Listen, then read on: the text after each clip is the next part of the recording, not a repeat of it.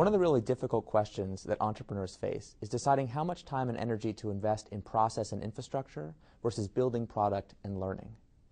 We use a technique from the Toyota production system called 5 whys. The idea is when we run into a problem, when we have a server crash or a product that doesn't work, we want to get to the root cause of what caused it to fail and then fix that root cause. Behind every seemingly technical problem is actually a human problem waiting to be found. Let me give you an example. At my last company, if a server crashed, we would ask a question like, why did the server crash? It would be because a new API was pushed to that server. But why was that? It's because we just launched a new feature that used that API in the wrong way. Well, why is that?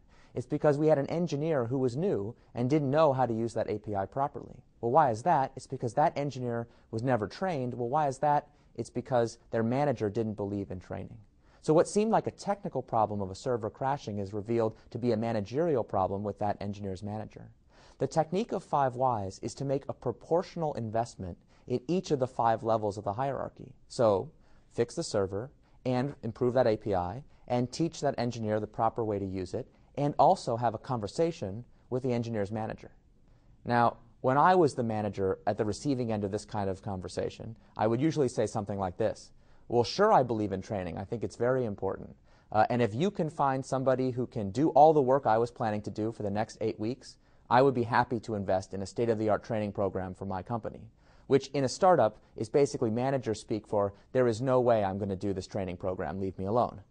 So how can we get out of that situation where it's all or nothing, 8 weeks invested in managerial training or leave the problem as is? 5 whys gives us a way out, which is let's make a small proportional investment each time the problem happens. Let's do the first hour of that 8-week training program. Then if we have additional problems that are caused by training failures, we'll do the second hour and the third hour and the fourth hour.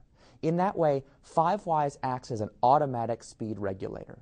When we're going too fast, when we're acting sloppy, when we're making mistakes, it forces us to automatically invest proportionally in prevention.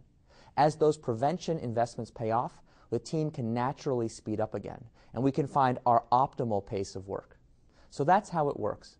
Every time you have an unexpected surprise, a fire you have to fight, ask why at least 5 times.